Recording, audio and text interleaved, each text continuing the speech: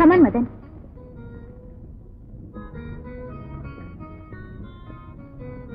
என்ன ராஜு, அண்ணன் வீட்டுல இல்லையா? அண்ணன் இல்லைங்கம்மா, இப்ப வரேன்னு சொல்லிட்டு போனாங்க. சரி, நீ போய் காஃபி கொண்டு வா. சரிங்கம்மா. வாங்க உட்காருங்க மதன், நான் போய் ட்ரெஸ் சேஞ்ச் பண்ணிட்டு வரேன். ஓகே.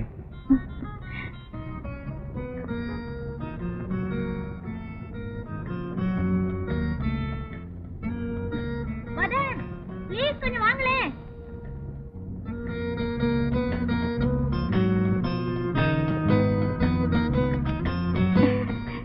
வாங்க மதன், பரவாயில்ல.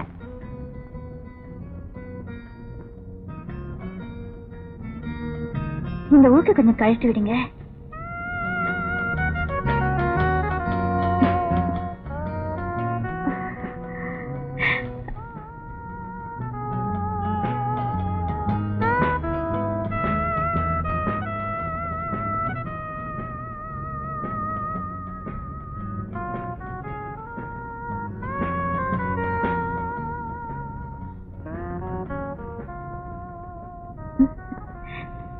சாரி மதன், நான் உங்களுக்கு ரொம்ப சிரமம் கொடுத்துட்டேன். ஆமா, நான் நடிச்ச படம் எதுவும் நீங்க பாக்கல? இந்த ஆல்பத்தையாவது பாருங்க.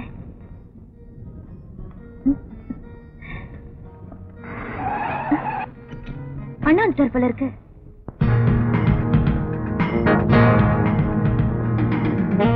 என்னம்மா கீதா, யார் இவரு? அண்ணா, இவர்தான் மிஸ்டர் மதன். நான் அடிக்கடி சொல்வேனே. Nice meet you. Hello sir. Please sit down. நீ உட்காருமா. இவர் டான்ஸ் மூமெண்ட்ஸ் இருக்கே, வெரி ஃபேண்டாஸ்டிக். பரதநாட்டியத்துல லேடி டான்சர்ஸ் எல்லாம் இவரை பார்த்து பொறாமப்படுற அளவுக்கு ஆடுவாரு. மதன், பரதத்துல ஏதாவது ஒரு பீஸ் பண்ணி காட்டுங்களேன். ஏமா, நீயே சர்டிபிகேட் கொடுத்ததுக்கு அப்புறம் இவருக்கு நான் டெஸ்ட் வைக்கணுமா என்ன? அதெல்லாம் வேண்டாம், நீ சொன்ன ரொம்ப கரெக்டா இருக்கும். இல்லம்மா, வந்தவங்களை உட்கார வச்சுட்டு நீயும் உட்கார்ந்துருந்தா இப்படி.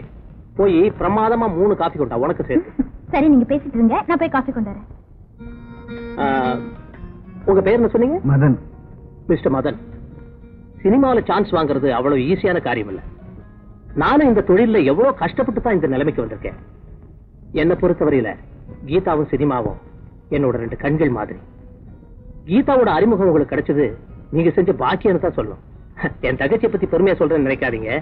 It's fact. அதுல சந்தேகமே இல்ல சார். உங்க தங்கச்சி மூலமா தான் எனக்கு டான்ஸ் குரூப்ல இடம் கிடைச்சது. டான்சரா இருந்தா மட்டும் போராது, நீங்க பெரிய ஹீரோ ஆகணும். மிஸ்டர் மதன், கலைஞர்னாலே அவருடைய முயற்சிகள்ல சோதனைகள் அதிகமா இருக்கும். விடாம முயற்சி பண்ணுங்க, நிச்சயமா வெற்றி கிடைக்கும். Thank you sir.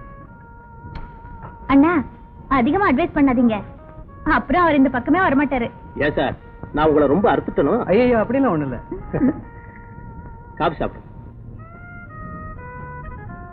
கீதா, இவரோட வளர்ச்சிக்கு என்னாலான உதவிகளை செய்யறதுக்கு நான் தயாரா இருக்கேன். என்ன சார் பாக்குறீங்க? என் தங்கச்சியை ரெக்கமெண்ட் பண்ணதுக்கு அப்புறம் நான் உங்களுக்கு சான்ஸ் கொடுக்கலன்னு வைங்க, என்ன தூங்க விட மாட்டேன். எனக்கு கொஞ்சம் முக்கியமான வேலை இருக்கு, நீங்க 2 பேரும் பேசிட்டு இருங்க. நானும் கிளம்புறேன் சார். அண்ணா, நான் அவரை டிராப் பண்ணிட்டு வந்துடுறேன். ஓ எஸ். தேங்க்யூ.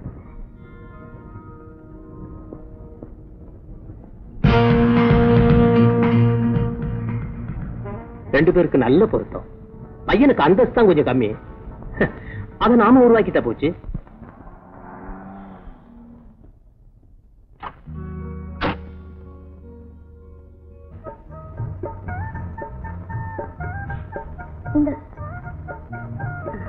தேங்க்யூ.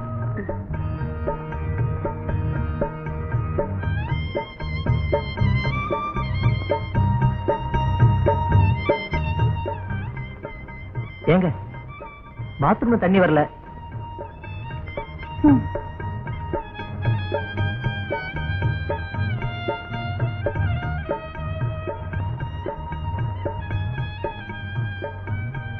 அம்மா, குழாயில தண்ணி வரல. மாடியில வந்திருக்காரே புதுசா ஒருத்தரு, அவருக்கு குளிக்க தண்ணி வேணுமா? ஏடி, நான் தான் உள்ள சமையல் தரையா இருக்கேன்ல, நீ தான் கிணத்துல ஒரு பக்கெட் இறச்சி கொடுத்தா என்னடி?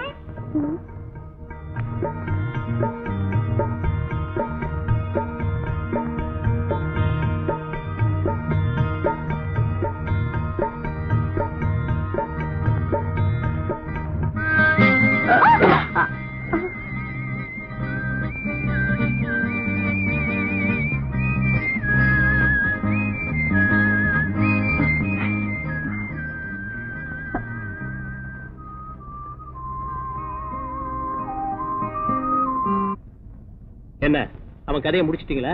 இல்ல சார், எங்களை விட அவன் முரணான இருக்கான். நான்சென்ஸ். இதை சொல்றதுக்கு உங்களுக்கு வெக்கமா இல்ல? இன்னொரு சான்ஸ் கொடுங்க, அந்த மரண தீர்த்து கட்டிடுறேன். வேண்டாம் வேண்டாம், அவனை எப்படி வழி கொண்டு வர்றதுன்னு எனக்கு தெரியும். உங்க வேலையை பாருங்க.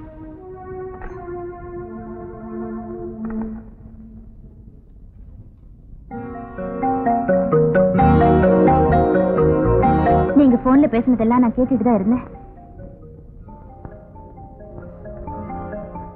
என் மேல வச்சிருக்கிற பாசத்துக்காக ஒரு அப்பாவியை தண்டிக்கிறது நியாயம் இல்ல. என்ன மதன் விரும்பலன்னு தெரிஞ்சிருந்தோ அவரை கட்டாயப்படுத்துறது தப்புன்னு நான் சொல்லி தெரிய வேண்டியதில்ல. என் மேல உண்மையான பாசம் இருந்தா மதனை ஒண்ணும் செய்யாதீங்க. இதோட இப்ப நம்ம சம்மந்தி ஆக போறத நினைச்சா எனக்கு எவ்வளவு சந்தோஷமா இருக்கு தெரியுமா?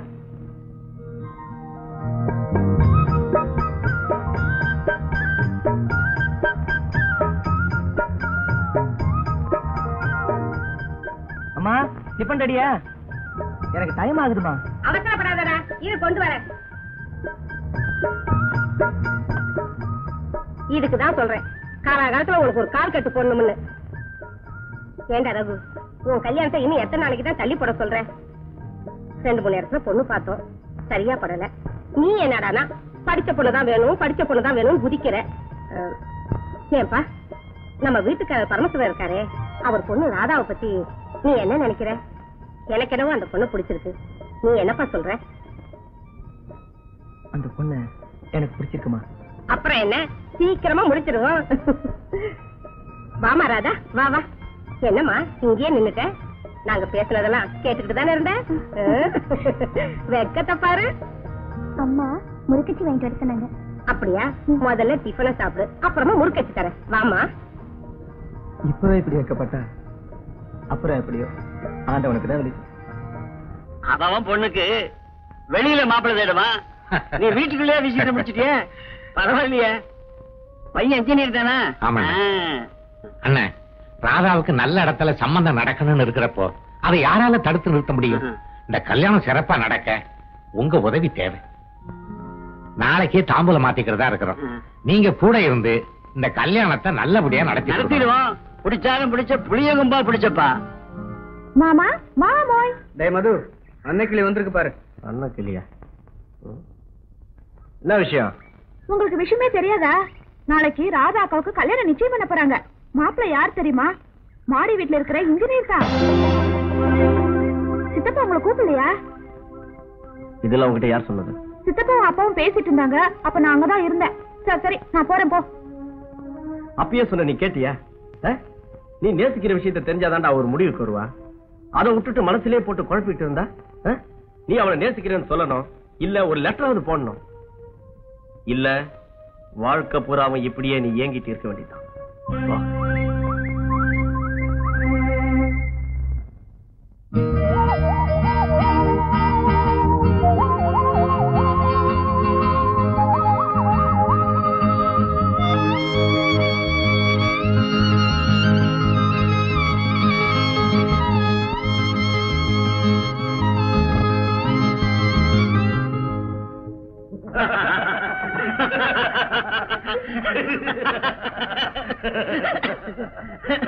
நான் சொன்னது சரிதானே?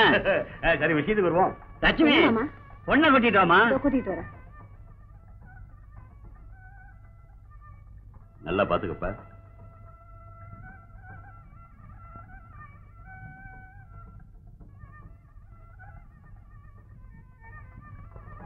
எப்படி?